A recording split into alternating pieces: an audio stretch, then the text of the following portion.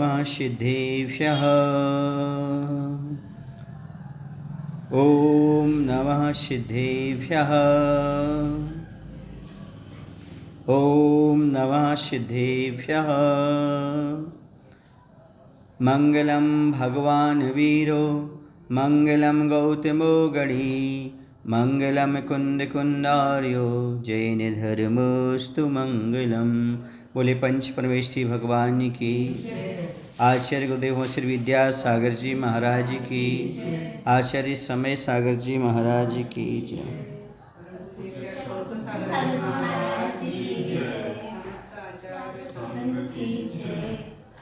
पिछले दिन पाप प्रकृति और पुण्य प्रकृति का वर्णन हो चुका था। अब आयु कर्म का समझना है। आयु कर्म का बंध कब होता है? आयु कर्म का बंध जीवन में एक ही बार होता है और एक ही आयु का बंध होता है। और जिस आयु का बंध हो जाता है फिर संक्रमण आदि नहीं होता, उसी आयु को भोगना पड़ता है। तो आयु कर्म का बंध कर्मभूमि जो मनुष्य त्रेंच की वर्तमान आयु के 2 भाग निकल जाने के बाद तृतीय भाग के प्रथम समय में होता है। त्रिभाग कहलाता है। क्या कहलाता है? त्रिभाग कहलाता है। उसमें आयु का बंध होता है।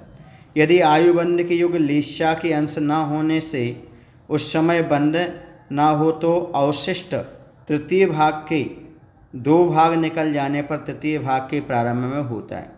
इस प्रकार 8 अपकर्ष काल आते हैं।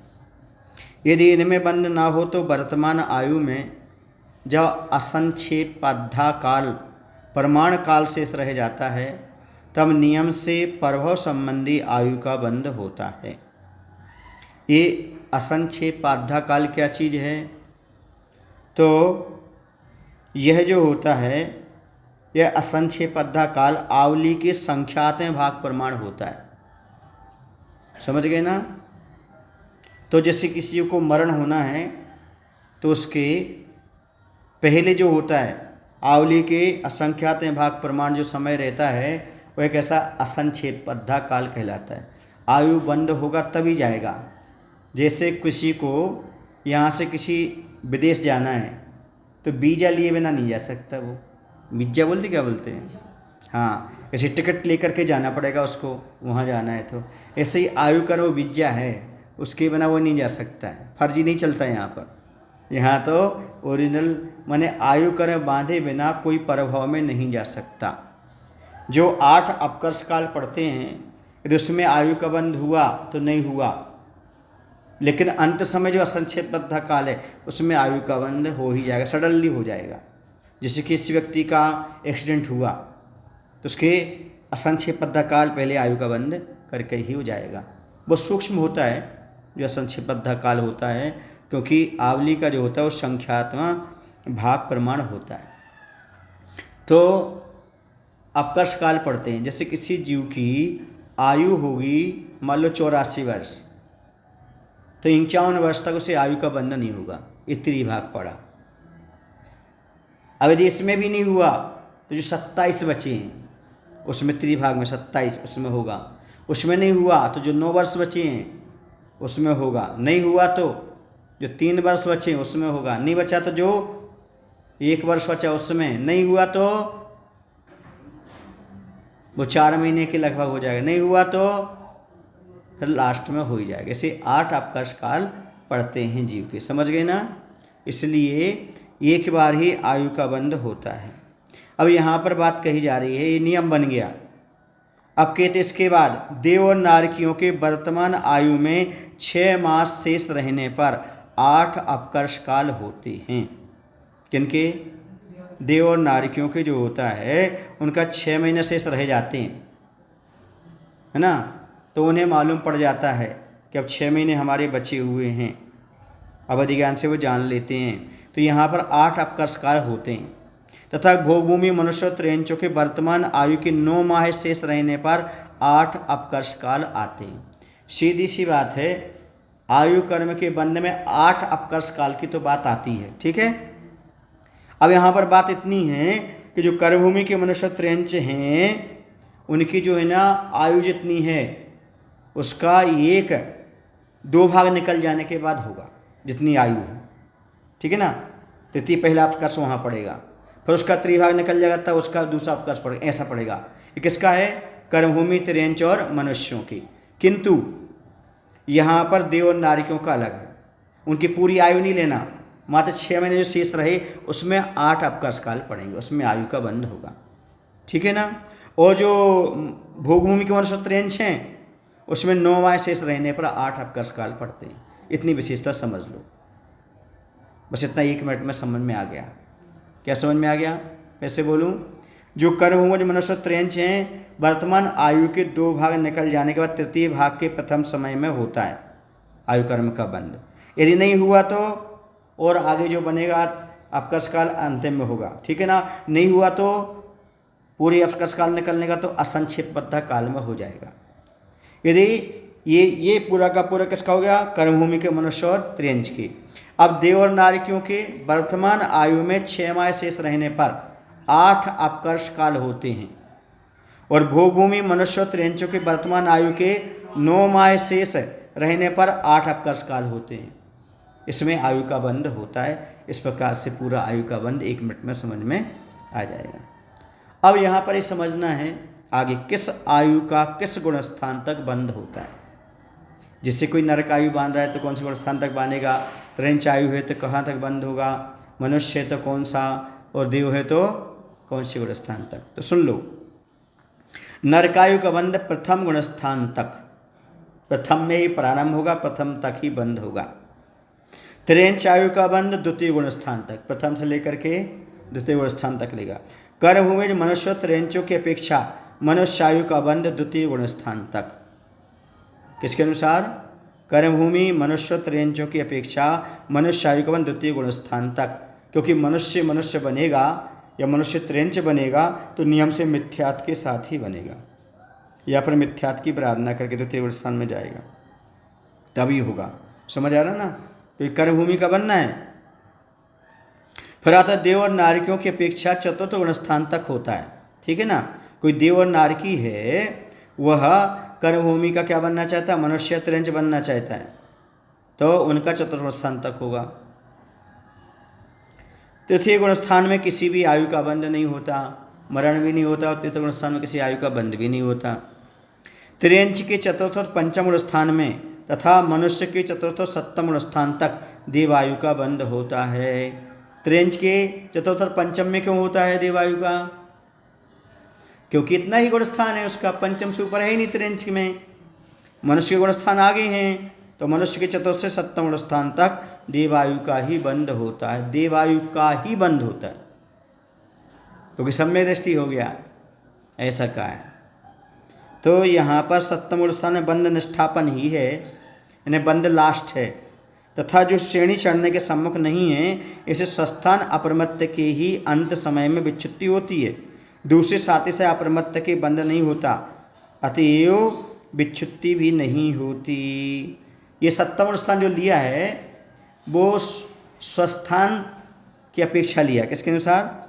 स्वस्थान अप्रमत्त, क्योंकि साथी से अप्रमत्त के बंध नहीं होता जो श्रेणी चढ़ने वाला होगा। समझ आ रहा? ऐसा। तो यहाँ पर अब लेते अपन कहाँ पर? अष्टम आदि गुण स्थानों में आयु कर्म का बंध नहीं होता, और तद्भव मोक्षगामी जीव के आयु कर्म का बंध, क्योंकि उन्हें तो सीधा मोक्ष जाना है। भोग भूमि तथा कुभोग भूमि मनुष्य त्रेंचों के नियम से देवायु का बंध होता है। क्या कह रहे? चाहे भोग भूमि का जीव हो, चाहे कुभोग भूमि का जीव हो, चाहे मनुष्य हो, चाहे त्रेंच हो, नियम से देवायु का बंध करता है। इस समय कंडीशन ये है कि जो भोग भूमि का जीव है सम्यक दृष्टि है तो दूसरे स्वर्ग तक, मिथ्या दृष्टि है तो भवनित्र में, लेकिन करेगा देवायु, क्योंकि भोग भूमि से देवायु ही मिलती है, कुभोग भूमि से देवायु ही मिलती है। ये नहीं, और कोई आयु का बंध कर ही नहीं सकता। कहाँ का जीव? भोग भूमि का और कुभोग भूमि का। सप्तम नरक के नारकी के एक त्रेंच आयु का ही बंध होता है, क्योंकि सप्तम नरक से निकला हुआ जीव नियम से त्रेंच ही बनता है। शेष नरक के नारिकियों तथा 12वें स्वर्ग तक के देवों की मनुष्यायु और त्रियंचायु का बंध होता है। शतार चतुष्क बढ़ के आए ना अपन, हाँ, तो उसमें शेष क्या कह रहे हैं, नरक के नारकियों, जो भी नारकी हैं नरक में, और 12वें स्वर्ग की तक के देव के मनुष्य त्रियंचायु बंध के योग्य है। कहने का तात्पर्य है कि सप्तम नरक का तो कहाँ जाएगा नियम से, त्रियंचायु ही बांधेगा, लेकिन और शेष हैं 5, उनमें जो है ना वह क्या कर सकता है, मनुष्य और त्रियंच दोनों बन सकता है, और 12वें स्वर्ग तक का त्रियंच भी बन सकता है। कहाँ का, 12वें स्वर्ग का देव त्रियंच भी बन सकता है, मनुष्य तो बनेगा ही लेकिन त्रियंच भी बन सकता है। 13वें स्वर्ग से लेकर सर्वासिद्धि तक के देव नियम से मनुष्यायु का ही बंद करते हैं। ये नियम है, 13वें से ऊपर का जो भी देव होगा वो मनुष्यायु का ही बंद करेगा, ठीक है ना। इसी सतार चतुष्क की बात आई ना, हाँ। अब इसके बाद यहाँ पर कहते हैं कि 13वें स्वर्ग से लेकर सर्वास्थिति तक के देव नियम से मनुष्यायु का ही बंद करते हैं। तेजस काय और वायु का एक जीव नियम से त्रियंचायु का बंद करते हैं, ये नियम है। तेजस कायक और वायु कायक किस में जन्म लेगा, त्रियंचायु में ही जन्म लेगा, आयु बांधेगा। नरक से निकला हुआ जीव ना एक इंद्रिय होता है और ना विकलत्रय होता है, परंतु दूसरे स्वर्ग तक का देव तेजस कायक और वायु कायक को छोड़कर शेष एक इंद्रिय उत्पन्न हो सकता है, पर विकलत्रयों में नहीं होता। ये नियम है। क्या नियम है, कोई भी जीव नरक से निकला है वो एक इंद्रिय में जन्म नहीं लेगा, विकलत्रय में जन्म नहीं लेगा, लेकिन क्या कहा, दूसरे स्वर्ग का देव एक इंद्रिय में जन्म ले सकता है, लेकिन 2 को छोड़ करके, तेजस काय और वायु काय, अग्नि काय और वायु काय में नहीं होगा। क्यों नहीं होगा, क्योंकि निकृष्ट मानी जाती दोनों में, समझ रहे ना। एक इंद्रिय उत्पन्न हो सकता है पर विकलत्रों में नहीं होगा, ये बात समझ लो अच्छी तरह से। क्या, नरक से निकला हुआ, कहाँ से निकला हुआ, नरक से निकला हुआ कोई भी जीव है वह एक इंद्रिय, न एक इंद्रिय होता है और न विकलत्रय में आता है, ठीक है। इतनी बात तो समझ में आ गई। चलिए, परंतु जो देव पर्याय वाला जीव है, कहाँ का जीव है, देव पर्याय में, वह दूसरे स्वर्ग तक का देव तेजस कायक और वायु कायक को छोड़कर शेष एक इंद्रिय में उत्पन्न होता है, पर विकलत्रय में नहीं होगा। ये कंडीशन समझने की, ठीक है। आया समझ में, फिर से बोलूँ क्या, नरकायु का बंध पहले गुण स्थान तक, ठीक है। त्रियंचायु का बंध दूसरे गुण स्थान तक, कर्मभूमि मनुष्य त्रियंचों की अपेक्षा मनुष्यायु का बंध द्वितीय गुण स्थान तक, और देव तथा नारकियों की अपेक्षा चतुर्थ गुण स्थान तक होता है, ठीक है ना। देव और नारकी कौन बांधेंगे, जब मनुष्य आदि में आएंगे तब। और तृतीय गुण स्थान में किसी भी आयु का बंध नहीं होता। त्रियंच के चतुर्थ और पंचम गुण स्थान में तथा मनुष्य के चतुर्थ से सप्तम गुण स्थान तक देवायु का ही बंध होता है। ये नियम हो गया, रूल्स हो गया पूरा, ठीक है। अब अष्टम आदि गुण स्थान में आयु कर्म का बंध नहीं होता, क्योंकि सप्तम तक ही होता है, वो भी स्वस्थान अपरमत्त तक ही होता है, ठीक है, सातिशय में नहीं होगा। अब कहते हैं इसके बाद, यदि ये समझ लिया अष्टम आदि गुण स्थान में आयु कर्म का बंध नहीं होता, तद्भव मोक्षगामी जीव के भी आयु कर्म का बंध नहीं होता। भोगभूमि तथा कुभोगभूमि मनुष्य त्रियंचों के नियम से देवायु का ही बंध होता है, ये नियम है। चलो, सप्तम नरक के नारकी के मात्र त्रियंच का ही बंध होता है। शेष नरक के नारकियों तथा 12वें स्वर्ग तक के देवों को मनुष्य और त्रियंच आयु का बंध होता है। 13वें स्वर्ग से लेकर के सर्वासिद्धि तक के देव नियम से मनुष्य आयु का ही बंध करते हैं। तेजस काय और वायु का एक जीव नियम से त्रियंच आयु का ही बंध करते हैं। त्रियंच ही हैं और त्रियंच में ही जाएंगे, ये मनुष्य भी नहीं बन सकते। कौन, तेज कायक और वायु कायक। नरक से निकला हुआ जीव न एक इंद्रिय होता है और न विकलत्रय, ठीक है ना। दूसरे स्वर्ग तक का देव तेजस कायक वायु कायक छोड़कर शेष एक इंद्रिय में उत्पन्न हो जाता है, पर विकलत्रय में उत्पन्न नहीं होता। ये आयु कर्म का इतनी विशेष बात हो गई, ठीक है। अब एक साथ एक जीव के कितने कर्मों का बंध होता है, 8 कर्म है ना, तो एक साथ एक जीव के कितने कर्मों का बंध होता है, तो आयु कर्म का बंध प्रत्येक समय ना होकर त्रिभाग में होता है, अतः प्रत्येक समय से 7 कर्मों का बंध होता है। आयु कर्म का तो एक ही बार होगा, अब शेष जो 7 कर्म हैं उनका बंध होता है प्रत्येक समय, और त्रिभाग के समय आयु का बंध होने से 8 कर्म का बंध हो जाएगा। जब त्रिभाग पड़ेगा ना, इन 7 का तो हो ही रहा है, उस त्रिभाग में एक और आयु कर्म जोड़ेगा तो 8 का हो जाएगा। मोह कर्म का बंध 9वें गुणस्थान तक ही होता है। कौन से गुणस्थान तक? 9वें गुणस्थान तक होता है। समझ आ रहा है ना? रहना अलग है, उदय नहीं कह रहे, सत्य नहीं कह रहे, बंध कह रहे हैं। तो 9वें गुणस्थान तक होता है। अतः 10वें गुणस्थान में मोह और आयु को छोड़कर शेष 6 कर्मों का बंध होता है। मोह को और आयु कर्म को छोड़ करके, मोहिनी और आयु कर्म को छोड़ करके 10वें गुणस्थान में 6 कर्मों का बंध होता है। और 11वें, 12वें, 13वें इन 3 गुणस्थानों में एक साता वेदनी का ही बंध होता है। इस प्रकार 8, 7, 6 और 1 कर्म का बंध होता है। जहाँ पर त्रिभाग पड़ जाएगा तो 8 कर्म हो जाएंगी, बाकी 7 कर्मों के हो जाएंगी, बाकी और जो कर्म आ रहे वहाँ 6 कर्म बनेगी। कहाँ पर? 10वें गुणस्थान में, ठीक है। और बाकी 11वें से 12वें और 13वें तक 1 का बंध, ठीक है ना। 8 का बंध कहाँ तक होगा? जहाँ प्रत्येक समय 7 कर्म बन रहा है उसके साथ क्या हो जाएगा? त्रिभाग पड़ जाएगा तो आयु कर्म का बंध हो जाएगा, ठीक है ना। मोहिनी कर्म का बंध कहाँ तक? 9वें गुणस्थान तक। 10वें गुणस्थान में मोह और आयु को छोड़ करके शेष 6 कर्म। 11वें, 12वें, 13वें इन 3 गुणस्थानों में एक साता वेदनी का ही बंध होता है। इस तरह से 8, 7, 6 और 1 कर्म का बंध होता है एक साथ। समझ गए? इस प्रकार की इसकी प्रक्रिया है। अब इसके बाद उत्तर प्रकृतियों में सप्रतिपक्ष प्रकृतियों के बंध की क्या व्यवस्था है?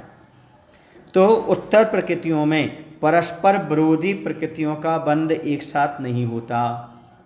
कैसी विरोधी प्रकृतियाँ? जैसे जब साता वेदनी का बंध हो रहा हो तब असाता वेदनी का बंध नहीं होता। ये कहलाते हैं सप्रतिपक्ष, यानी विरोधी। साता बन रहा उस समय क्या नहीं बनेगा? असाता नहीं बनेगा। और जब नीच गोत्र का बंध हो रहा है तब उच्च गोत्र का बंध नहीं होगा। विरोधी प्रकृति की बंध विच्युति हो जाने पर आगे अवशिष्ट प्रकृतियों का ही निरंतर बंध होता रहता है। मान लो उसकी विरोधी प्रकृति, उसकी विच्युति हो गई तो आगे जो बंध होगा ना, जो उसकी है एक प्रकृति बची उसकी सप्रतिपक्ष वाली, उसी का ही हमेशा बंध होता रहेगा। यथा साता वेदनी और असाता वेदनी ये दोनों प्रकृतियाँ परस्पर विरोधी हैं। इनमें असाता वेदनी की बंध विच्युति 6ठे गुणस्थान में हो जाती है। असाता की बंध विच्युति कहाँ हो जाती है? 6ठे गुणस्थान में हो जाती है। अतः 6ठे गुणस्थान तक तो 2 में से किसी एक का बंध होगा और 7वें गुणस्थान से 13वें गुणस्थान तक साता वेदनी का ही प्रत्येक समय बंध होगा। आगे साता वेदनी चलती रहेगी। इस वाच्य से कहते हैं 7वें गुणस्थान में जाने का प्रयास करो, असाता से बच जाओगे और आयु कर्म की उदीर्णा से बच जाओगे। क्योंकि उस समय क्या होता है? मन शांत होता है और सारी इंद्रियां भी शांत होती हैं। 10 प्राण अपने शांत बने रहते उस समय, इसलिए इस प्रकार का, ठीक है। अब एक और पढ़ लेते हैं, तीर्थंकर प्रकृति का बंध कब और किसके होता है, ठीक है। क्योंकि ये सबसे उत्कृष्ट पुण्य प्रकृति मानी जाती है तीर्थंकर प्रकृति। तीर्थंकर प्रकृति का बंध कर्मभूमिज मनुष्य के केवली या सत्केवली के सन्निधान में 4th से लेकर 8वें गुणस्थान के 6ठे भाग तक होता है।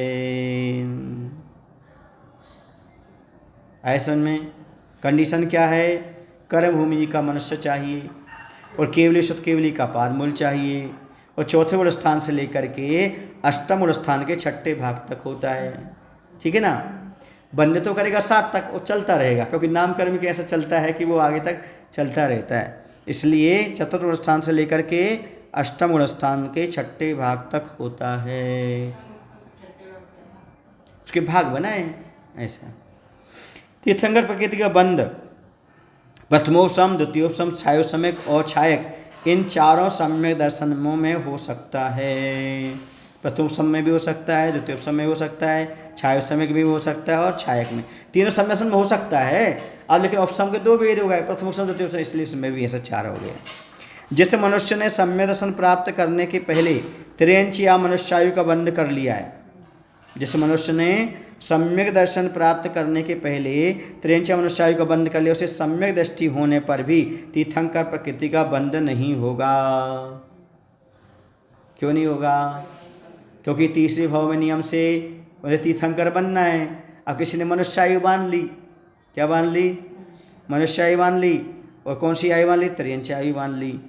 तो भले वो सम्यक दृष्टि हो गया है, उस समय वो तीर्थंकर प्रकृति का बंध नहीं कर पाएगा। या तो देवायु है या फिर नरकायु है, तो ही देवायु का बंध कर नरकायु का बंध तो तीर्थंकर प्रकृति बांध सकता है। अगर मनुष्य त्रियंच आयु बांध ली तो तीर्थंकर प्रकृति बंध नहीं कर सकता। पूछो क्यों? क्योंकि सम्यक दृष्टि हो जाएगा तो भोग में जाना पड़ेगा, 4 भाव हो जाएंगे, और कैसे बनेगी व्यवस्था? समझ गए? ये रूल्स है। इसलिए कह रहे हैं कि जिस मनुष्य ने सम्यक दर्शन प्राप्त करने के पहले त्रियंच या मनुष्यायु का बंध कर लिया है, उससे सम्यक दृष्टि होने पर भी तीर्थंकर प्रकृति का बंध नहीं होगा। हाँ, जिसने सम्यक दर्शन प्राप्त करने के पहले नरकायु या देवायु का बंध कर लिया, उसे तीर्थंकर प्रकृति का बंध हो सकता है। ठीक है ना? नरकायु को और देवायु का बंध कर लिया है तो उसे तीर्थंकर प्रकृति का बंध हो सकता है। या जिसने किसी भी आयु का बंध नहीं किया है, वह तीर्थंकर प्रकृति का बंध कर सकता है। तीर्थंकर प्रकृति का बंध करने वाला मनुष्य या तो उसी भाव से मोक्ष जाता है या तृतीय भाव में मोक्ष जाता है। ठीक है ना? लेकिन जिसने दो तीन बांधे उसने, समझ गए ना? और जिसने 5 कल्याणक करना है जिसकी, उसको तीसरे भाव में मोक्ष जाना है। और कोई 2 कल्याणक वाले भी होते हैं, 3 कल्याणक वाले भी होते हैं, तो उनकी अपेक्षा कह रहे हैं कि उसी भाव से मोक्ष जाता है या तृतीय भाव से मोक्ष जाता है। उसका द्वितीय भाव नरक या देवगति में व्यतीत होता है। तीर्थंकर प्रकृति का बंध करने वाला सम्यक दृष्टि मनुष्य यदि नरक जाएगा तो प्रथम नरक तक ही जाएगा। कहाँ जाएगा? प्रथम नरक तक जाएगा। यद्यपि द्वितीय और तृतीय नरक से निकलकर भी तीर्थंकर हो सकते हैं, परंतु वहाँ उत्पन्न होने वाले मनुष्य मृत्यु के समय मिथ्या दृष्टि हो जाते हैं। ठीक है ना? इस अपेक्षा से बताया ना, मिथ्या दृष्टि के भी तीर्थंकर का सत्य पाया जाता है। कब? द्वितीय और तृतीय नरक में जा रहा है, उस समय की बात है। कह रहे परंतु वहाँ उत्पन्न होने वाले मनुष्य के मृत्यु के समय मिथ्या दृष्टि हो जाते हैं, और जब तक मिथ्या दृष्टि रहते हैं तब तक तीर्थंकर प्रकृति के प्रदेशों का आश्रय बंद रहता है। सम्यक दर्शन प्राप्त करने पर पुनः चालू हो जाता है। तीर्थंकर प्रकृति का ऐसा स्वभाव है कि प्रारंभ होने पर उसका आश्रय निरंतर होता रहता है। तीर्थंकर प्रकृति जब से बंधी है, निरंतर उसका बंध चलता रहेगा। बोलो महावीर भगवान की जय। आचार्य विद्यासागर जी महाराज की जय।